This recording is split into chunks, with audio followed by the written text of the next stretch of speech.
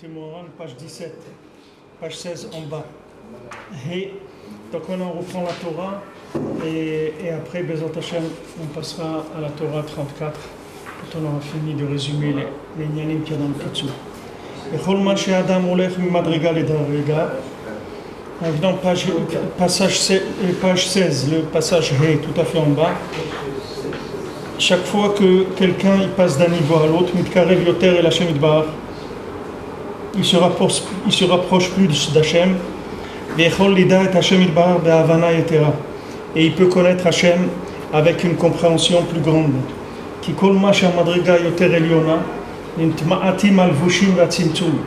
Parce que plus on s'élève et plus les choses qui cachent Hachem, elles se diminuent, et la contraction aussi de la présence divine, elle se diminue, c'est-à-dire il y a plus de révélation. Et à ce moment-là, il est plus proche d'Akadosh Baruch Hu.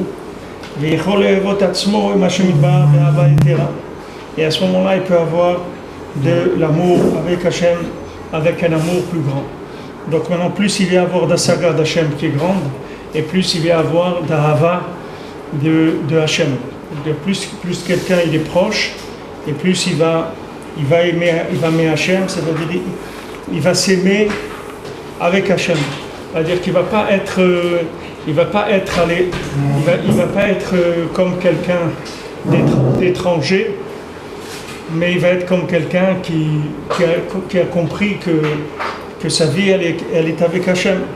C'est une évidence pour lui, c'est quelque chose qui vit, c'est pas quelque chose c'est pas un poids pour lui, c'est pas une religion pour lui. C'est que maintenant il aime Hachem, il se rend compte qu'il fait partie de sa vie, c'est-à-dire Hachem, il fait partie de sa vie. Hachem, il est présent dans sa vie. Donc il peut, c'est-à-dire il peut s'aimer avec Hachem. Il n'est pas obligé, c'est pas quelque chose qui est en dehors, c'est pas quelque chose qui a un devoir. Il fait pas la Torah par devoir, par obligation, parce que c'est une religion. Il fait la Torah parce qu'il aime Hachem, et c'est ça qui donne, qui se voit avec Akadosh Baruch Hu. C'est-à-dire sa vie, il ne la voit que comme ça. Behemet Adam Arishon, le Zohar dit que Adam Arishon, quand il a fauté, quel était le problème d'Adam Arishon? C'est que avant Adam Arishon, avant qu'il mange la connaissance du bien et du mal, il était Davouk Be'etz HaChaim, il était attaché au Etz HaChaim. Qu'est-ce que ça donnait le Etz HaChaim? Le Etz HaChaim, ça donnait que tout ce monde-là, il était transparent. Lui, Adam Arishon ne voyait que le monde futur. Il avait ses yeux, ils étaient en haut complètement, ils n'étaient pas dans ce monde. Ce monde-là, il était complètement transparent, c'est-à-dire tout le côté lunaire de ce monde, c'était quelque chose que pour lui, ça n'existait même pas. C'est-à-dire qu'il avait aucune vue sur ce monde en tant que finalité. C'est-à-dire il voyait rien dans ce monde qui était en soi une finalité. C'est ça la différence qu'il y a eu entre avant qu'il mange l'arbre de la connaissance du bien et du mal et après. C'est-à-dire avant qu'il mange l'arbre de la connaissance du bien et du mal, quand il voyait quelque chose dans ce monde, il voyait tout de suite le tachlit de cette chose-là. C'est-à-dire il remontait à l'origine de la chose et il voyait cette chose dans le monde futur. Il la voyait pas ici.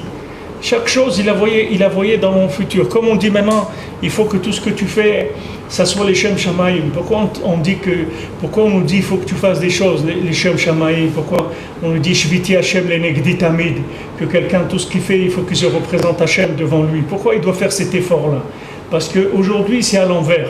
C'est-à-dire aujourd'hui, si on ne fait pas un effort, alors on ne va pas voir plus loin que le bout de notre nez. C'est-à-dire que la chose, on va voir la finalité de la chose ici. On ne va pas voir la finalité de la chose après. C'est-à-dire on va voir la chose ici. Qu'est-ce qu'elle nous rapporte ici? Comme intérêt, comme plaisir, comme chacun ce qu'il a, il va investir dans ici. On va dire à quelqu'un, voilà, tu vas faire des études pendant 10 ans pour avoir un métier, tu vas bien gagner ta vie et tout, ça il comprend. Mais on va dire à quelqu'un, tu vas étudier la Torah pendant 10 ans, il va dire, mais pourquoi faire? Il dit, non, pour l'Olam Haba. Il dit, mais attends, et ici alors, il faut qu'on fasse quelque chose, c'est important ici. Parce que depuis qu'Adam Arishon, il a mangé de la connaissance du bien et du mal, qu'est-ce que ça lui a donné cette connaissance-là? Cette connaissance, elle lui a donné qu'il a mis la charrue avant les bœufs. C'est-à-dire que le lien de la connaissance, qu'est-ce qu'elle donne la connaissance? La connaissance, elle donne une vision du monde. Elle met ce monde-là en priorité dans la vie de l'homme. C'est ça le principe de la connaissance. Puisque maintenant, il s'est attaché à la connaissance. Il ne s'est pas attaché au vécu. S'il s'était attaché au vécu, tout de suite, il aurait vu que le vécu de cette chose-là, c'est rien du tout. Donc il serait attaché à l'origine de ce vécu. Où ça m'amène cette chose-là? Comme dans la Mishnah, on dit quelqu'un, il est venu à un rave, on lui a dit tu veux venir habiter chez nous, dans notre ville, là-bas il y a une grande richesse, etc. On va te donner des pierres précieuses et tout. Il a dit mais attends, est-ce que là-bas on étudie la Torah? Il y a des Talmudei Chachamim, ils lui ont dit non, il n'y a pas. Il a dit moi même si tu me donnes tout l'argent du monde, moi je vais habiter rien que dans un endroit où il y a des gens avec qui je peux étudier la Torah, sinon ça ne m'intéresse pas. Pourquoi maintenant il réagit comme ça? Pourquoi il dit non, moi je veux habiter que dans... Parce que c'est quelqu'un qui ne regarde pas ce monde comme une finalité. Lui, il vit, il s'appelle vivant. Vivant, ça veut dire qu'il est attaché au Olam Haba, c'est ce qui s'appelle vivant. C'est pour ça qu'Hachem lui a dit, le jour où tu vas manger, tu vas mourir. Qu'est-ce que ça veut dire tu vas mourir? Tu vas avoir des concepts, de choses qui se finissent. Au lieu d'avoir des concepts de choses qui ne se finissent pas, comme tu es maintenant, que tu vis, alors tu vas voir tout ce qui est vivant, tu vas le faire. Et tout ce qui n'est pas vivant, ça ne va pas t'intéresser, tu ne vas même pas le voir. Mais si tu manges ça, tu vas inverser. Tu vas être pris par la compréhension. Et ta compréhension, elle va être investie dans tout ce qui est limité. Et tu vas passer ton temps à analyser, à essayer de comprendre ce qui est limité dans ce monde. Et ça va faire que tu vas oublier qu'il y a un autre monde. C'est ça le cœur du Chet Adam Harishon. C'est ça qui dit le Zohar. Le Zohar dit que maintenant, quand il a mangé, c'est ça qui s'est passé. Le Zohar, il donne un lachon, il dit que quand il a mangé de l'arbre de la connaissance ou bien du mal, il ne s'est intéressé qu'à ce qui pourrit. C'est comment il définit le Zohar. Le Zohar, il dit, il est devenu intéressé que par ce qui se pourrit. C'est ça qui l'a intéressé. Parce que comme maintenant, il a mis la compréhension avant le vécu, la compréhension, elle peut aller vers quoi? Vers des choses qui sont limitées, c'est-à-dire des choses qui vont mourir, qui vont se terminer. Donc voilà, c'est là où il s'est investi. Il a regardé tout ce qui l'intéresse et ce qui se finit. Alors la science, les mathématiques, la médecine, les trucs, tout ce qu'on veut de ce monde-là, l'agriculture, les choses, voilà. Il s'intéresse à tout ça. Maintenant, dis-lui, il y a un autre monde. Tu dis, c'est intéressant. C'est intéressant. Moi aussi, j'ai un ami juif et tout, et de temps en temps, on parle de ça. C'est très intéressant parce que on parle de certaines notions de la vie après la mort, des choses comme ça. C'est comme si le gars il dit, j'ai été voir un film sur les Martiens. C'est la même chose. C'est intéressant, les ovnis, les trucs. C'est très intéressant.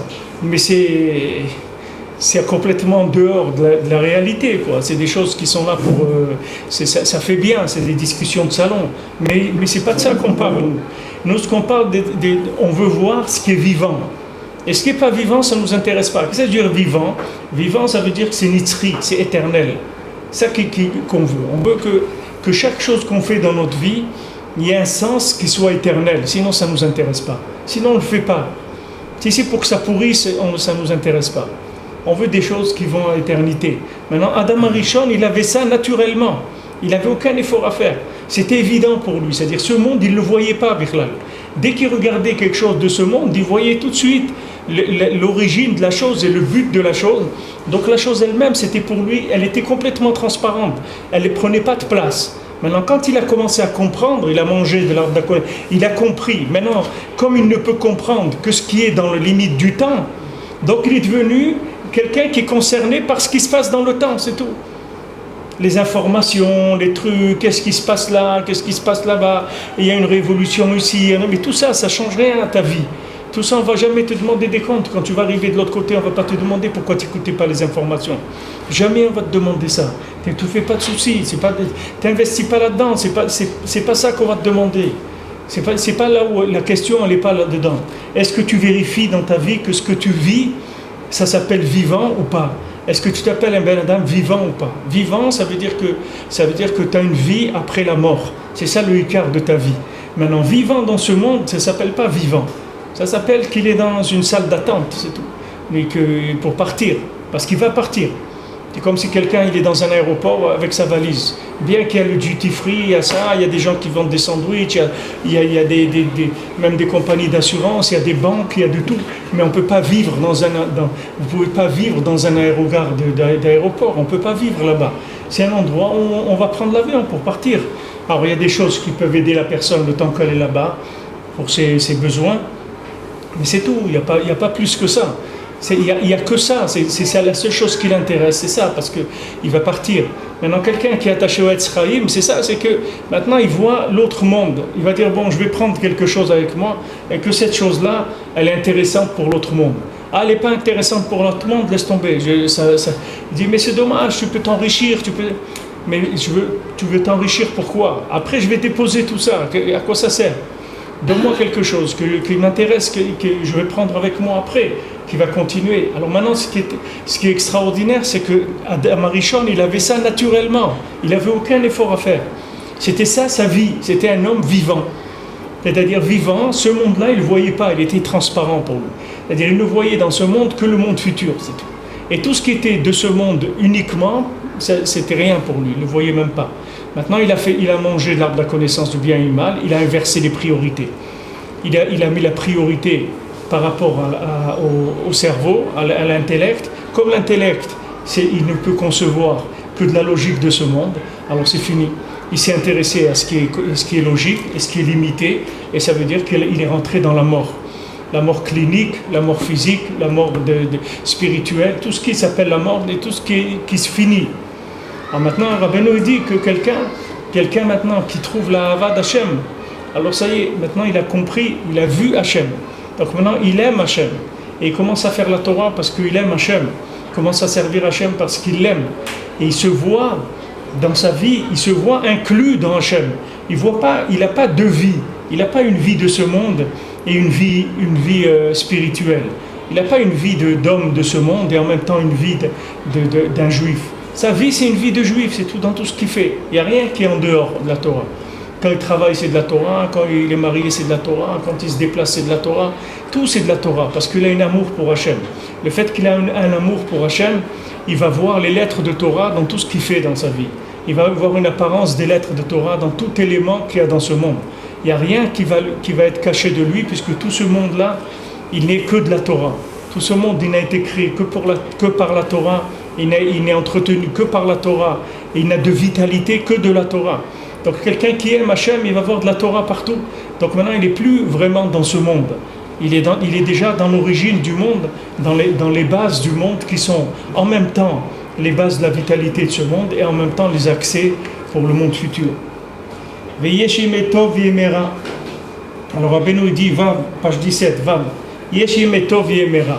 Maintenant, il y a des jours bien et il y a des jours qui sont mauvais. Qu'est-ce que c'est des jours bien et des jours qui sont mauvais? Il y a des jours où le vêtement, il correspond à l'intérieur, et il y a des jours où le vêtement, il est à l'envers par rapport à l'intérieur. C'est-à-dire, il y a des jours où le diamant, il est dans une belle boîte, dans un écrin, quelque chose de magnifique, et il y a des jours où le diamant, il est dans une poubelle. Alors, les Yemetov, c'est quand le diamant, il a l'emballage qui correspond, et les Yemera, c'est quand l'emballage ne correspond pas du tout à ce qu'il y a à l'intérieur. Ça s'appelle des jours mauvais, c'est-à-dire des jours où l'apparence, elle est mauvaise. Donc il va y avoir un travail à faire pour retourner les choses et pour aller chercher derrière ces apparences-là. Maintenant, la différence, elle va être entre les gens qui sont attachés à l'apparence et les gens qui sont attachés à la chose profonde. Les gens qui sont attachés à l'apparence, quand l'apparence, elle va être négative, ils vont tomber parce qu'ils sont attachés à l'apparence. Donc quand l'apparence, elle ne va pas être sympathique, donc pour eux, ça va être des jours catastrophiques. Et quand l'apparence elle est agréable, alors ça va être des jours bien. Mais ceux qui sont attachés à la dimension d'Hachem, qui est au-delà de l'apparence, alors eux, ils vont être Mi'aish Chafetz Chaim, Ohev Yamim, Lirot Tov.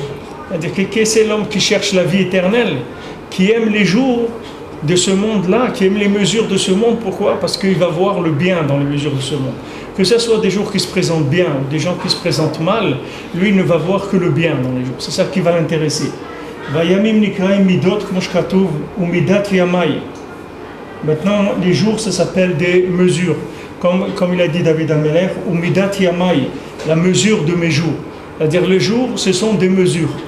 Bemida Adam moded lo, modidim lo. C'est-à-dire que Bemida Adam modedim lo. La mesure que l'homme il utilise, c'est avec ça qu'on lui mesure.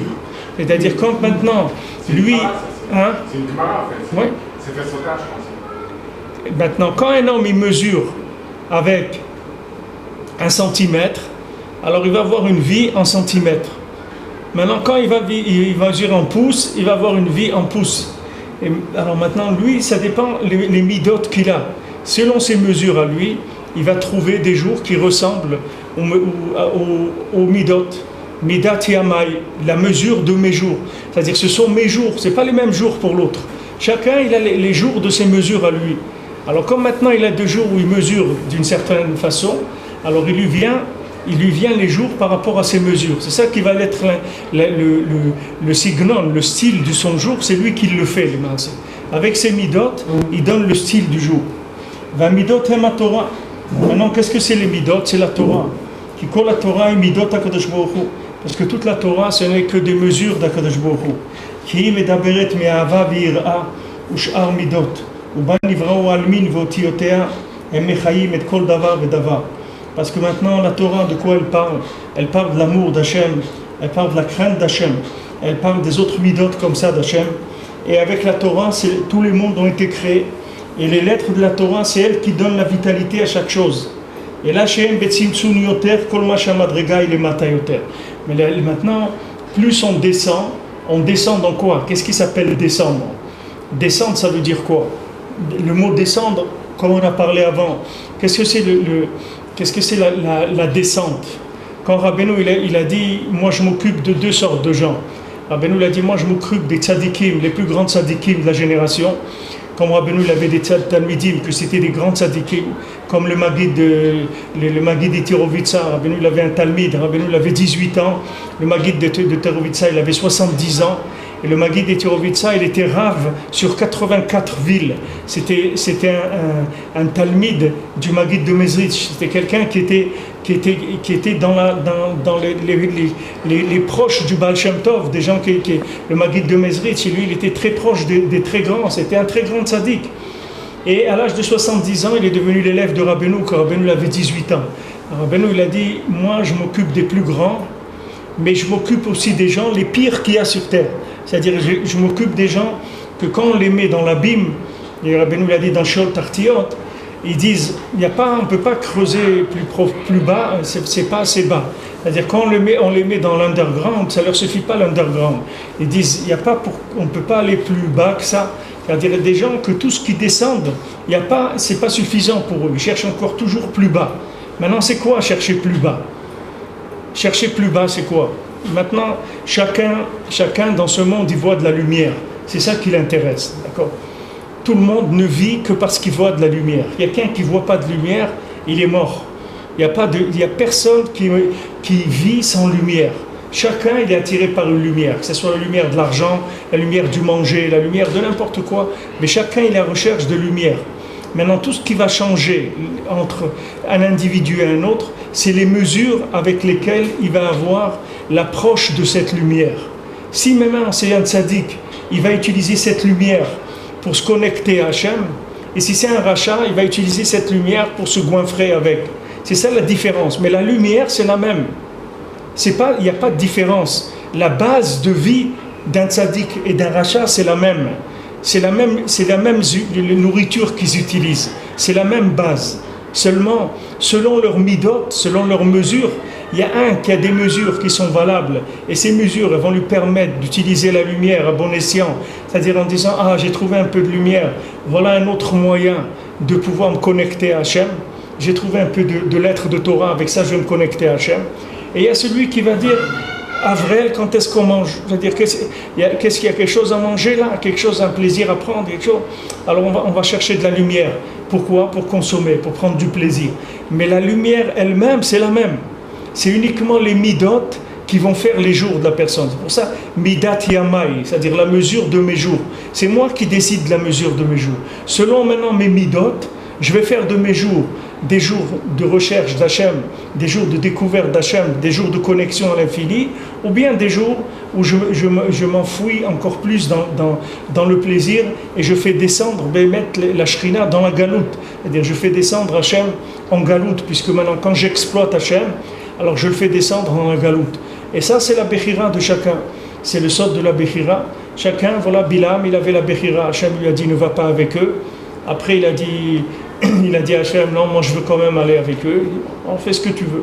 Tu veux aller avec eux, va avec eux. C'est-à-dire que maintenant, il y a un choix. Chacun, il a le choix. Tout le monde voit de la lumière. Mais il y a des gens qui voient de la lumière, ils se jettent dessus tout de suite pour consommer. Et il y en a qui voient de la lumière, ils vont avoir un respect. Ils vont dire, attends, cette lumière-là, d'où elle vient? À quoi elle sert? Pourquoi on me donne cette lumière? Et il va commencer à chercher quel est un moyen de vivre avec cette lumière-là. Qu'est-ce qui s'appelle la vie avec cette lumière? Comme tous les psukim où Akadosh Baruch Hu, il a dit Bacharta bachaim, re chaim imaisha. Hachem il dit tu choisiras la vie, vois la vie avec la femme. C'est-à-dire sache que je t'ai donné une femme pour que tu trouves la vie avec elle. Parce que tu peux trouver aussi le contraire. Tu peux trouver aussi Motseane marmi mavet et taisha. Tu peux trouver la femme mais plus amère que la mort. Pourquoi? Parce que si tu prends la femme comme un but sur terre, si tu ne l'utilises pas comme un moyen de connexion à l'infini, alors une femme c'est entièrement du din, c'est entièrement de la rigueur. Et la rigueur ça détruit tout. Comme Rabbeinu dit, Kala de'achle kola ve'shatse kola, ça détruit, ça brûle tout, ça détruit tout.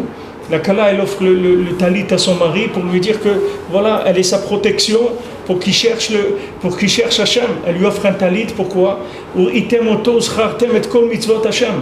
La femme elle lui dit, tu sais pourquoi tu te maries avec moi? C'est pas parce qu'avec moi je vais t'amener à voir que Hachem dans la vie. C'est ça mon but, c'est pour ça que je me marie avec toi.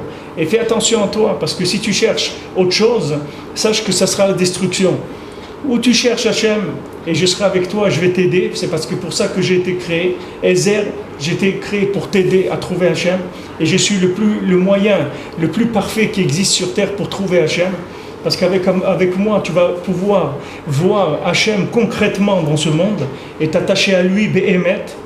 Mais fais attention, si tu cherches à travers moi des plaisirs de ce monde, alors tu vas trouver du feu, tu vas trouver de la destruction. Parce qu'il n'y a pas de milieu là-dedans. C'est ou un côté ou un autre. Ou quelqu'un il se marie pour trouver Hachem, ou quelqu'un il se marie pour le plaisir, alors là c'est la destruction. Parce qu'il n'y a pas cette lumière-là, on ne peut pas l'utiliser pour la consommation. Hachem il a donné une femme et tu dis regarde, Zacha, alors elle va être Ezer. L'Ozacha, alors elle va devenir Kenegdo. Mais il n'y a pas au milieu. Il y a où maintenant elle va t'aider, ou elle va te détruire. Mais il n'y a pas de choses au milieu.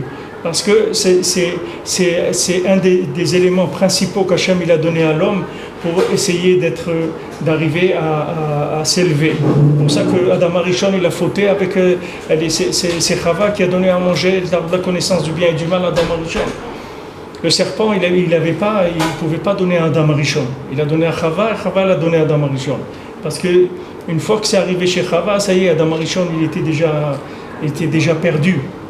C'est-à-dire sa façon l'approche qu'il avait des choses, elle était déjà erronée. Alors ça, maintenant c'est ça Midat Yamai, la mesure de ses jours. Personne ne pouvait revenir dire à Hachem, j'ai une vie qui n'était pas bien. Hachem lui dit, ah bon, tu as une vie qui n'était pas bien? Il dit non, moi j'ai une vie terrible, une vie d'angoisse, une vie de malheur. Hachem lui dit, ah bon, tu as une vie comme ça, alors viens, je vais te montrer que ta vie c'est toi qui l'as faite. Il n'y a personne qui t'a fait ta vie. Viens, je vais te montrer que c'est toi qui as programmé ta vie. Viens dans chaque détail, donne-moi un détail de ta vie, et dès que tu vas donner à Hachem un détail, il va te montrer comment c'est toi qui as fait ça. Il n'y a personne qui t'avait rien fait du tout dans ce monde. C'est Midat Yamai, la mesure de mes jours, c'est moi qui les a fait les jours. L'interprétation de ma vie, c'est moi qui l'ai faite, c'est pas Hachem qui me l'a faite. Hachem, il donne une lumière, que cette lumière-là, elle est parvée, elle est ni bassari ni khalavi, elle est ni comme ci ni comme ça. C'est toi qui la rends comme tu veux. La lumière, c'est soit une lumière d'ouverture, c'est soit une lumière de vie, de Etz HaChaim, soit une lumière de mort si c'est de la consommation. Mais c'est la même lumière. La lumière elle-même, c'est la même. La matière première, c'est la même. C'est toi qui la travailles. Alors il dit, Midat Yamai, c'est-à-dire la mesure de tes jours, c'est toi qui l'as faite. C'est toi qui cherches ta vie, c'est toi qui fais ta vie, et c'est toi qui as dans ta vie ce que tu as voulu avoir. Et pas autre chose. Maintenant, même les tzadikim, quand c'est écrit dans Vaïtrana, le Zohar il dit, quand Moshe Rabbeinu il a dit à Kadosh Baruch Hu, je t'en prie, qu'est-ce qu'il a fait 515 tfilot, il a dit, Vaïtranan, Hachem, laisse-moi rentrer en Eretz Israël. Hachem, il lui a dit, Ravlach, ça suffit. Qu'est-ce que ça veut suffire? Ça suffit, ça va te servir à rien. Le Zohar, il dit, ça va te servir à rien de rentrer en Eretz Israël. Tu es arrivé au maximum de ce que tu peux arriver dans ce monde. Ça y est, c'est fini. Tu as fini, tu ne peux plus aller plus loin. Pourquoi? À cause du Erev Rav, à cause du fait que tu as frappé le rocher, tout ça, ça t'a enlevé le nian du Noun, le nian de la Neshama. Tu as perdu le nian, tu resteras moché. Tu ne pourras pas avoir le Noun pour faire Neshama.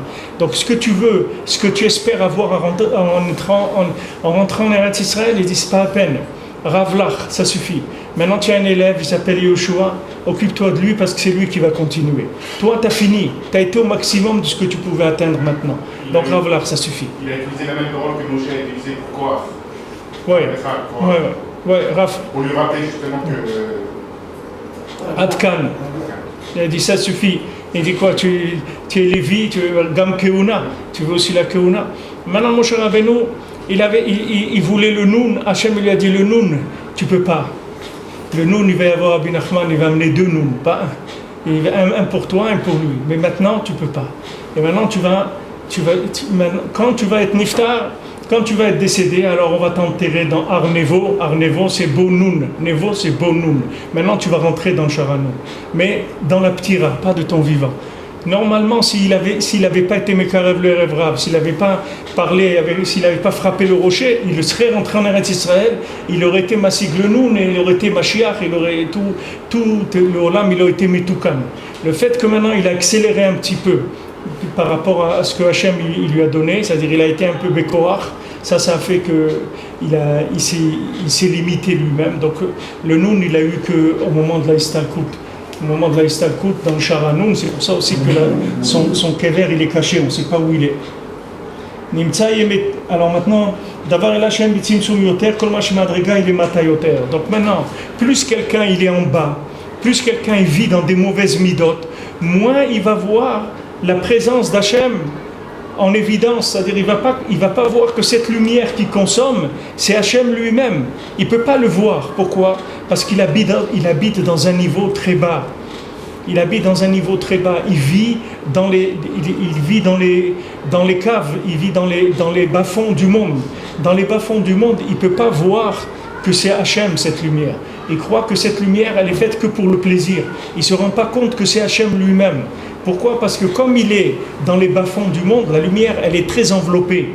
Ce n'est pas une lumière qui vient de façon évidente.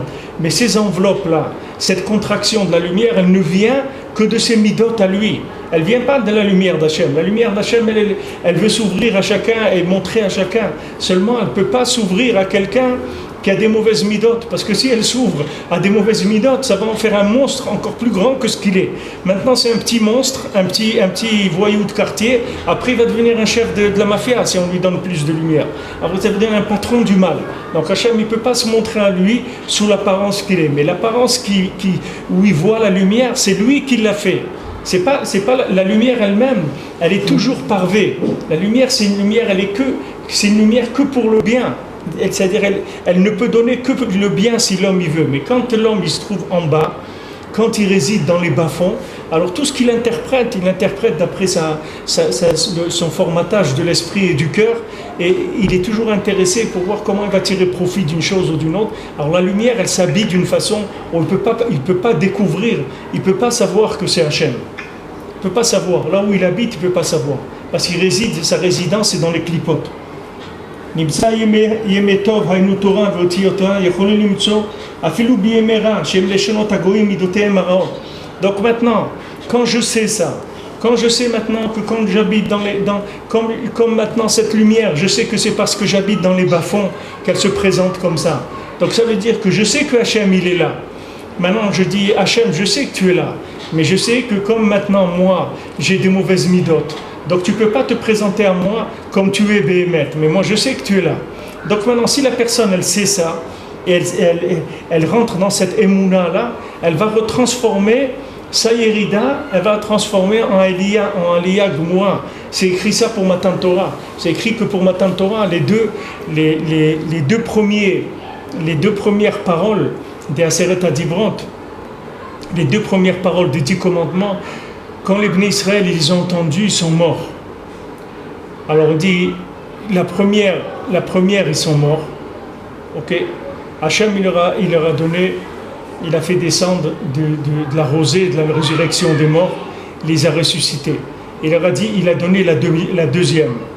La deuxième parole aussi, ils sont morts parce que c'était trop fort. Et après, qu'est-ce qu'ils ont dit? Ils ont dit, ça y est, on veut plus entendre. Donne à Moshe Rabbeinu, donne à quelqu'un, et que lui nous dise, non, on peut plus. Pourquoi? Alors qu'est-ce qu'il dit le Zohar? C'est-à-dire qu'ils sont arrivés à un moment où ils voulaient plus rentrer dans les Yeridot pour avoir des Aliyot. Il dit, regarde, tu as des choses à nous dire, fais-les passer par quelqu'un qui est déjà dans ce monde, que lui va nous traduire ça en quelque chose qui est comestible pour nous, et il va nous le donner après déjà prêt à l'emploi. Mais le truc de tomber tellement bas pour aller chercher de la lumière et remonter après tel moment, on ne veut plus ça. On ne veut plus descendre pour monter. Alors maintenant, donne-nous des choses, même si c'est moyen, mais ça ne fait rien. On ne veut plus descendre. C'est pour ça que ça s'est arrêté à la deuxième parole. À la deuxième parole, ils ont dit non, on ne veut plus. On ne veut plus descendre. C'est aussi pourquoi ils ont demandé un roi. On veut un roi comme toutes les nations. Parce qu'ils ont dit on ne veut plus se rappeler au direct avec Hachem. C'est quelque chose, c'est trop dur pour nous. On veut un roi. Maintenant, nous, on a affaire à lui. Il dit, mais attention, un roi, il va être dur avec vous. Il va vous prendre des impôts et des trucs. Il dit, ça fait rien. Mais on veut un roi. On veut avoir affaire à quelqu'un. On ne veut pas des héridotes comme ça. On ne veut pas descendre tellement bas. C'est trop dur.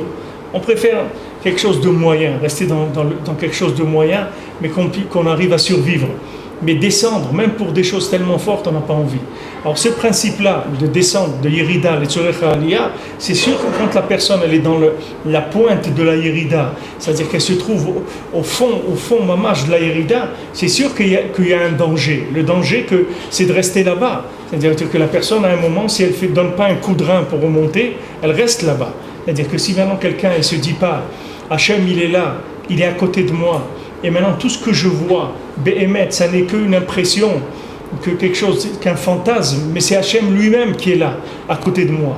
Et tout ce que je vois là, qui a l'air à l'envers, c'est Hachem lui-même. C'est uniquement parce que j'ai des mauvaises midotes que ça se présente comme ça. Quelqu'un qui a ça, alors de sa Yerida, ça devient une Aliyah. Mais pour ça, il faut un chizouk au moment où quelqu'un il est en bas. Pour ça qu'il y a des gens qui disent non, je préfère pas de Aliyah et pas d'Yerida, parce que j'ai peur de la Yerida. Peut-être que je vais descendre, et comme il y avait un Tana que quand il est mort, et qu'après on dit bon, on va te ressusciter et tout, il a dit non, je veux pas que vous me ressuscitez, je suis là-bas maintenant, laissez-moi tranquille. Il dit non, mais tu vas revenir dans ce monde, on va te donner. Il dit non, ce passage-là, je veux plus le passer. Je l'ai passé une fois, ça me suffit, je veux plus repasser ça.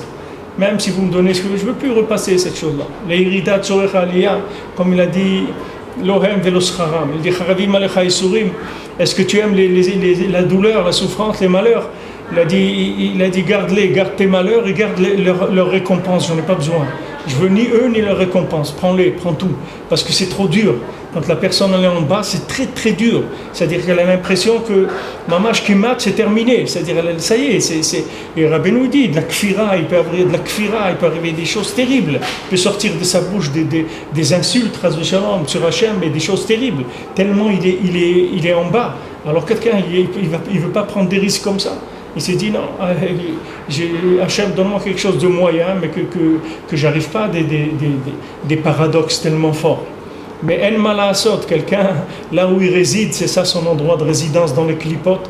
Hachem, il ne va jamais se présenter à lui comme il est. Hachem, il va se présenter toujours d'après le vêtement de fonction de l'endroit où lui, il habite. Selon là où il habite, c'est comme ça qu'Hachem, il va se présenter à lui. Et à lui de savoir que le vêtement que Hachem, il a, c'est uniquement, ça vient de sa projection, de son esprit à lui, et pas de la lumière d'Hachem. Que la lumière d'Hachem, elle est bien, et c'est que pour le bien, et c'est pour rien d'autre. Et Hachem, il est là et c'est que du Tov Gamour, c'est du bien total. Seulement, comme maintenant, il est Midat et Ama, il a les Midot de ses jours à lui, alors ça se présente comme ça. Et il suffit que maintenant, il rentre dans la Emouna pour qu'il va changer complètement l'apparence des choses. Et là, il va remonter.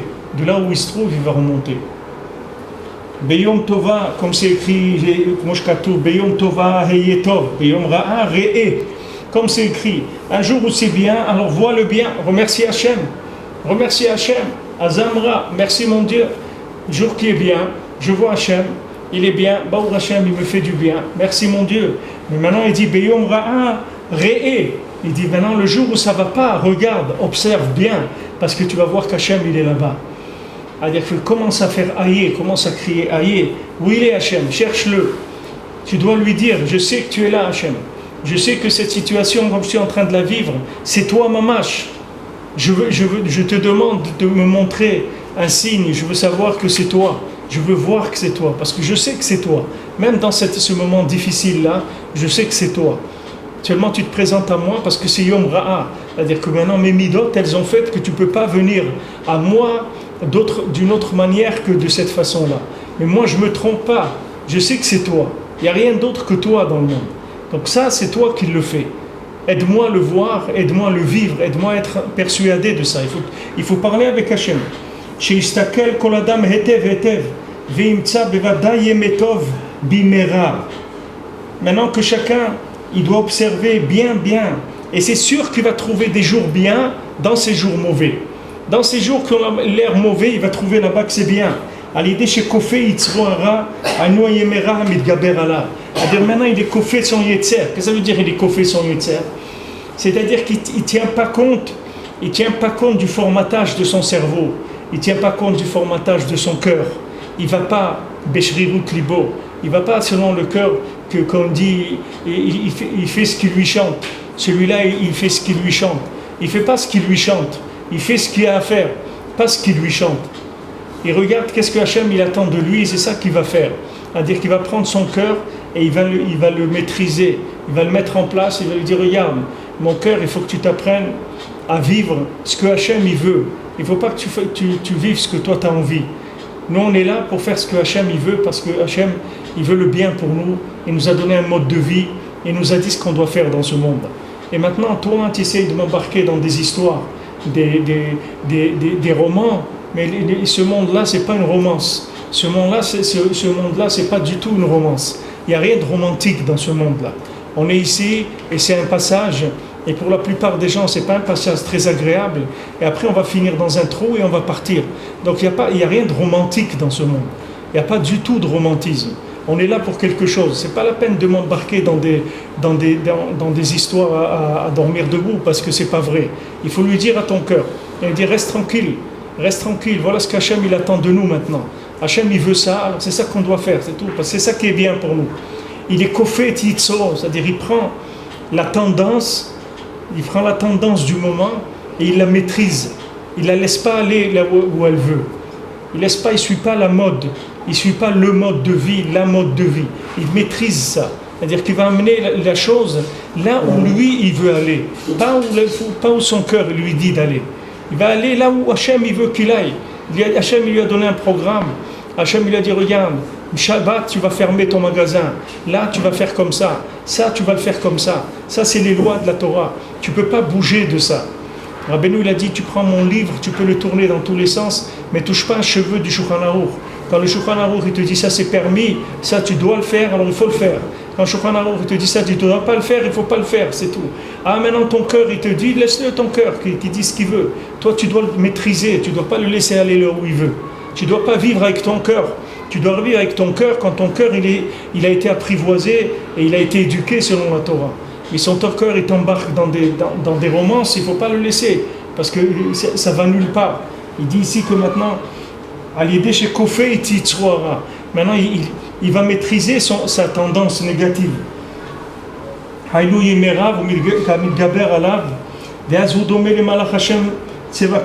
moment-là il ressemble à un ange d'Hachem. Pourquoi Malach Hashem Tsevakot? Parce que Malach Hashem Tsevakot, ça veut dire que Malach Hashem Tsevakot, qu'est-ce que c'est un Malach Hashem Tsevakot? Ça veut dire qu'il n'a qu'un seul pied. Les Malach, ça veut dire ils ont un seul régel. Ils n'ont pas deux pieds. C'est pas que le Malach il fait pas entre les deux mon cœur balance, parce qu'il n'a pas entre les deux. Le Malach il a un seul pied. C'est pour ça que dans la tfila, quand on fait la Hamida, on doit coller les deux pieds comme un malach. Un malach, ça veut dire Domé les malach Hashem Tsevakot, ça veut dire que maintenant, il arrivait à inclure la droite et la gauche dans Echad, c'est-à-dire qu'il n'a plus des tendances. Il est ce qu'il faut être, c'est tout. Il est ce qu'il faut être. Rabbeinu, il a dit, je vous le dirai dans Chaim Moharan, c'est rapporté dans Chaim Moharan, dans le passage 147, dans l'écouté Moharan, dans Chaim Moharan, pardon, Rabbeinu, il dit, qu'est-ce que j'ai moi dans ce monde? Rabbeinu, il a dit, j'ai rien du tout. Il dit, les autres rabbanim, ils ont de l'argent, ils ont du kavod, ils ont des trucs. Il dit, moi, qu'est-ce que j'ai rien du tout. Il dit, mais la seule consolation que j'ai, c'est que tous ces rabbanim-là, comment ils vont venir dans l'Olam Haba pour me supplier, est-ce qu'ils peuvent rentrer dans ma yeshiva pour entendre ma Torah? C'est ça ma consolation. Ma consolation, c'est que tous, ils vont avoir besoin de moi dans l'Olam Haemet. C'est là où je me console. Et après, il a dit, et moi, qu'est-ce que je suis moi? Moi, je suis que ce que ma neshama, elle voit, c'est tout. C'est ça que moi. Il dit, moi, je suis rien du tout. Moi, je suis rien que ce que ma neshama, elle voit. C'est-à-dire que le tzaddik, il arrive à un moment où il n'y a plus de notion de quoi que ce soit de ce monde. Ça passe plus par des choses de ce monde. C'est-à-dire que sa vie, c'est de la vision de sa neshama, c'est tout. Il n'y a plus rien. Il n'y a plus rien. Sa neshama, elle voit des choses et son corps, son imagination, l'imagination, c'est l'esprit du corps, si vous voulez, c'est ça l'imagination. L'imagination, elle paramètre plus rien du tout. L'imagination, elle paramètre plus. C'est-à-dire l'imagination, elle est complètement avec la neshama. Quelqu'un qui arrive à purifier son imagination, alors ça s'appelle un navi, ça s'appelle un prophète, ça s'appelle quelqu'un qui a Ruach HaKodesh. Pourquoi? Parce que l'imaginaire, il lui fait plus des coups, il lui interprète plus les choses. Il garde le message de la neshama. Alors les tzadikim, eux, qui sont arrivés à nettoyer complètement le corps, complètement l'imaginaire, ils ne voient que ce que leur neshama, elle voit, c'est tout ce qu'ils voient. Pour ça que Rabbeinu dit, Ma'ani, qu'est-ce que je suis moi? Comme ils ont dit, mon cher Rabbeinu dit, Anachnouma, nous qu'est-ce qu'on est? On n'est rien du tout, nous. Qu'est-ce que tu crois? Toi, tu crois, Korach, que nous, on est quelque chose, hein, en train de faire des coudes pour prendre des places ou des trucs, mais c'est pas, nous, on n'est pas là. Nous, on n'existe pas. Tu comprends pas qu'on n'existe pas. Isha Elokim, le Zohar, il dit, qu'est-ce que ça veut dire Isha Elokim? Pourquoi Moshe Rabbeinu s'appelle Isha Elokim? Parce que Moshe Rabbeinu, c'était le mari d'Hachem, c'était le mari de la Shrina. Hachem, il lui a dit, ça y est, tu restes ici avec moi, ça y est, c'est toi mon mari, c'est-à-dire c'est le mari de la Shrina. Il n'a plus rien dans ce monde. Il est marié avec Hachem, c'est-à-dire il ne voit que Hachem dans le monde, il ne voit rien d'autre. Il voit que sa neshama, ce qu'elle voit. Il n'y a plus rien de la matière de ce monde. Alors quand quelqu'un, il arrive pas à être comme ça parce qu'il n'est pas un tzaddik, mais ce il doit savoir, c'est que son imagination, elle lui joue des tours, elle lui tourne la tête, donc il doit la neutraliser. Comment il la neutralise? Il lui dit, ok, c'est bien, j'ai compris ce que tu m'as dit, mais c'est pas ça que je vais faire du tout. Moi, je vais pas faire ce que tu me dis. Moi, je vais faire ce que moi je dois faire, c'est tout. C'est ça que je vais faire. Moi, je vais aller à Ouman Rosh Hashanah, moi, je vais faire ce que le Rebbe a dit, je vais faire Idboedou, je vais faire ça, c'est tout. Ce que toi, tu me dis, tes histoires ne m'intéressent pas. Parce que après, quand je vais rentrer dans la tombe, c'est pas toi qui vas t'occuper de moi.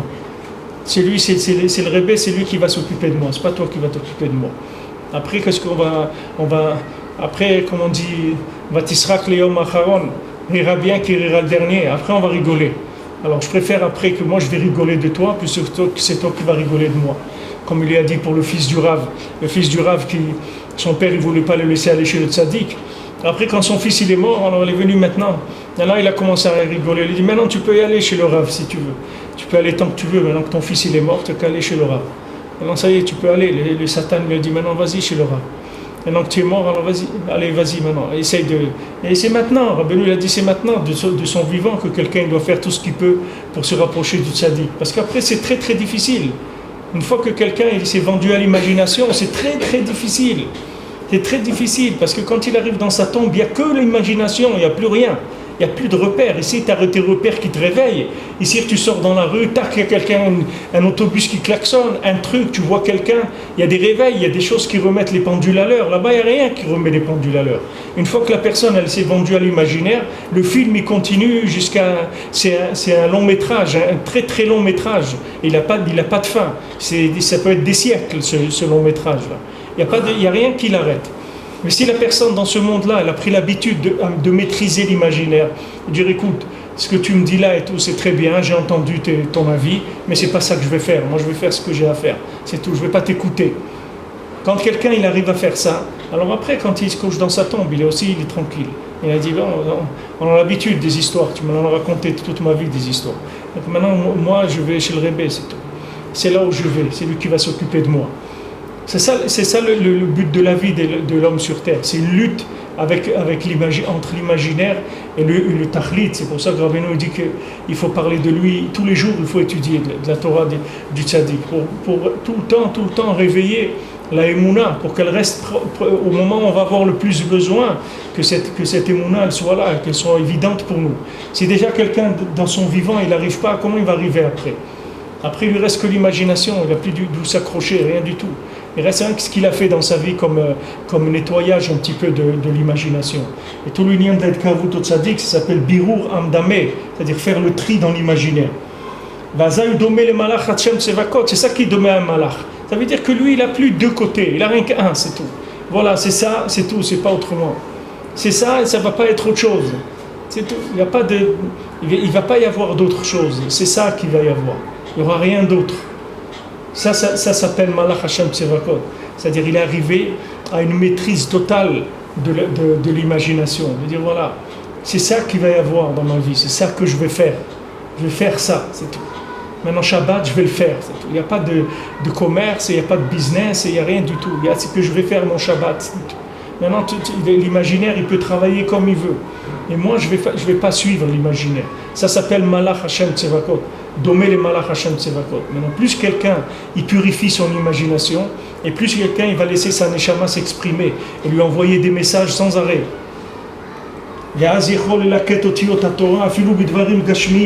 Alors maintenant, quand quelqu'un il est arrivé à ça, qu'il est arrivé à sortir de l'imagination, alors il peut commencer à être mélaquette et commencer à accueillir des lettres de Torah, même dans des choses matérielles. C'est-à-dire c'est quelqu'un qui part à la cueillette de lettres de Torah toute la journée dans tout ce qu'il fait.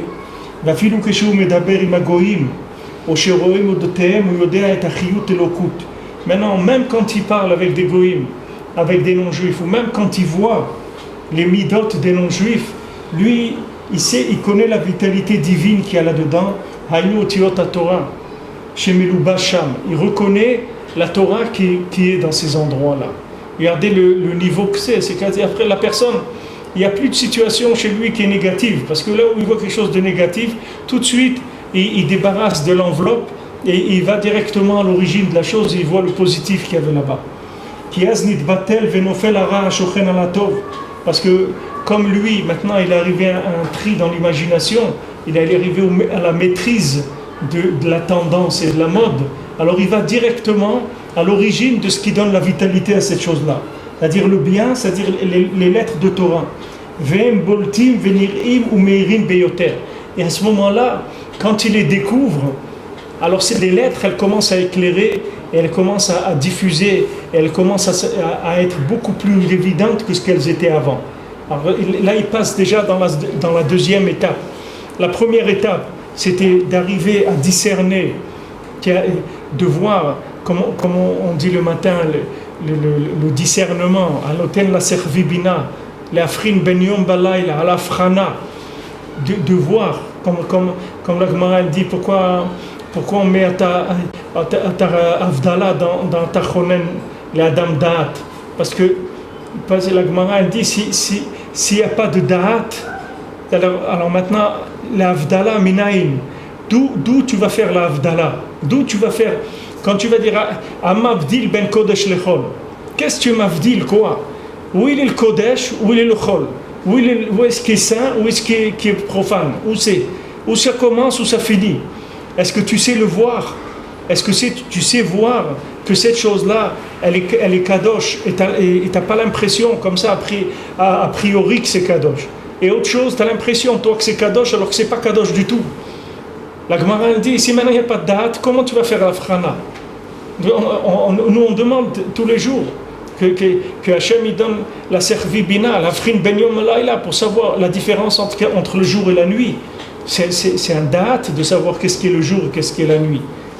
Quand est-ce que quelqu'un dit ça, oui, fais-le, ça ne le fait pas, ça fait-le comme si, ça le fait.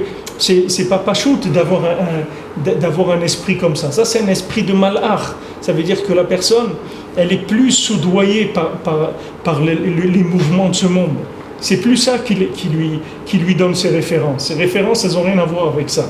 Donc maintenant, son référentiel, qui vient de la Emouna, qui vient de l'attachement de Tzadikim, qui vient de l'attachement à la Torah, il est beaucoup plus puissant chez lui que la vision des choses.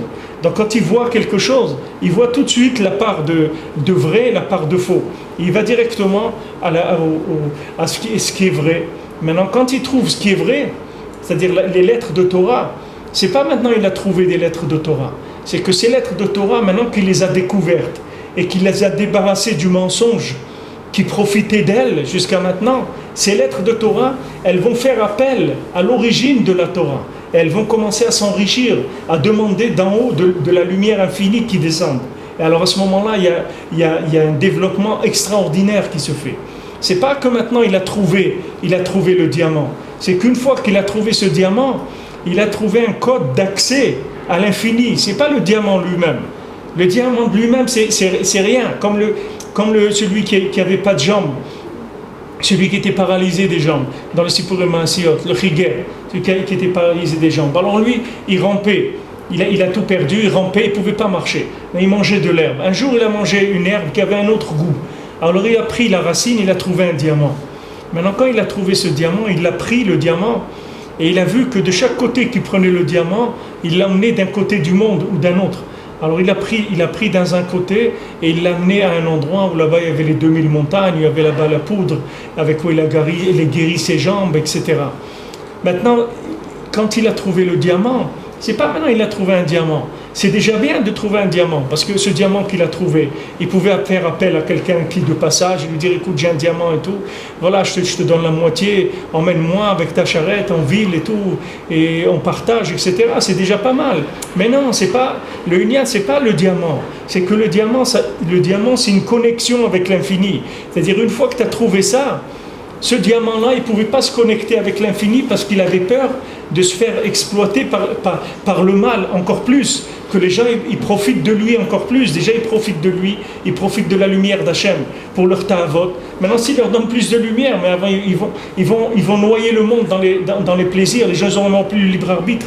Alors ce bien-là, il se recroqueville, il est tout petit, il se fait tout petit. Cette lumière, elle se fait tout petite. Maintenant, quand tu viens et tu la découvres et tu dis non, moi je sais qui tu es. Moi je sais qui tu es. Moi je sais que tu es la lumière d'Hachem, je sais que tu es la Shrina. Alors à ce moment-là, dès que tu la découvres, la lumière d'en haut, elle vient, se met en contact avec cette lumière-là d'en bas. Et là, ça donne une dimension extraordinaire. Ça donne quelque chose de nifla meod. C'est pour ça que il faut savoir que dans la progression, dans la Torah, c'est pas une progression qui est logique, c'est pas une progression proportionnelle. C'est que maintenant, quand on trouve le bien, alors ce bien-là, il peut nous arriver, il peut nous connecter avec un bien exponentiel. Non, c'est bon.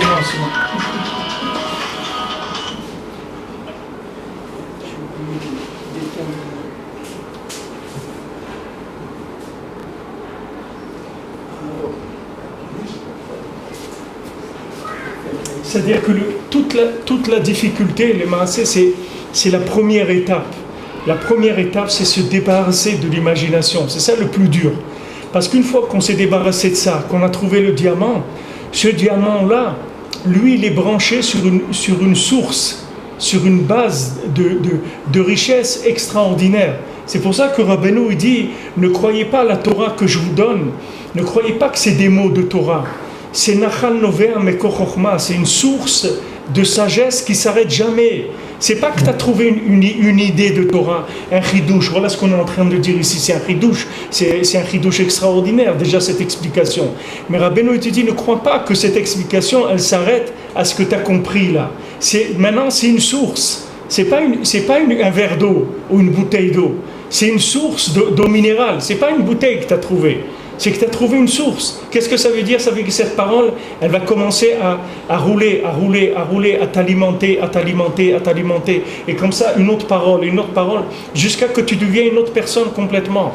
avec ces enseignements. Ce n'est pas des enseignements qui sont limités au diamant lui-même. C'est déjà bien. Même un enseignement que tu as trouvé, Baruch Hashem, tu as trouvé 1 litre d'eau, 5 litres d'eau, tu as de quoi t'abreuver, c'est déjà pas mal. Mais ça, c'est pas comme ça. C'est-à-dire que ce bien-là, lui-même, il se démultiplie. Et ça devient une source d'alimentation ad ensof.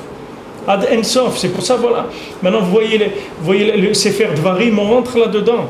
Sefer Dvarim, on dit que c'est le Sefer de Moshe Rabbeinu, c'est la Torah de Moshe Rabbeinu. C'est lui qui commence à parler, c'est commence à dire, on arrive à... Vous voyez que la fin c'est quoi? Que le tzaddik qui commence à parler, il dit voilà, regardez ça et ça. C'est lui qui commence à parler. On a fait quatre livres de Torah. Pour qu'à la fin, à quoi on arrive? À ce que le tzaddik va commencer à nous parler, à nous dire voilà, nous parler personnellement, nous bouger, nous dire voilà, regarde ça. C'est ça le but de la Torah. Tout ce que la Torah nous a dit avant, c'est pour arriver à Dvarim. C'est-à-dire que voilà, maintenant on va commencer à dire des paroles. Et ces paroles-là, elles vont se multiplier, de manière à ce que chacun, Bezat Hashem, il puisse faire tchouva, se rapprocher d'Hachem de là où il est.